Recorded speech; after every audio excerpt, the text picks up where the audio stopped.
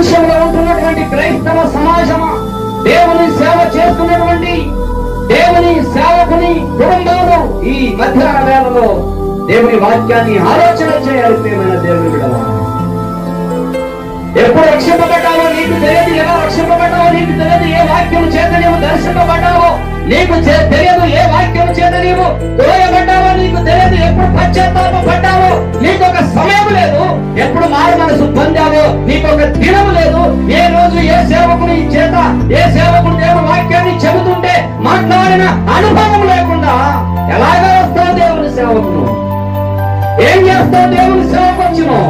దేవుని సంఘాన్ని నాశనం చేయడం తప్ప నీ ద్వారా దేవుని సంఘానికి నీ ద్వారా ఏ మాత్రం కూడా క్షేమము లేదు అని, మేలు లేదు అని, అభివృద్ధి లేదు అని ఒక దేవుని సేవకుడి మధ్యాహ్న వేళలో ప్రకటన చేస్తున్నాను. ప్రియమైన దేవుని వారికి వారి కుమారులకు మేలు కలుగునే వారు నిత్యం నాకు భయపడాలని దేవుడు అంటున్నాడు.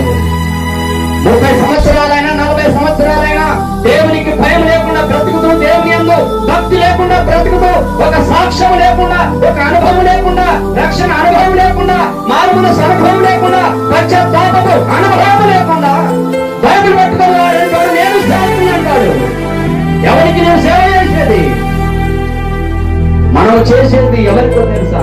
మనం ఎవరు సేవ చేస్తున్నామో తెలుసా? పిల్లలు ఆలోచన చేయాలి. సువార్త అంటే దేవుని శక్తి. ప్రియమైన దేవుని బిడ్డలారా,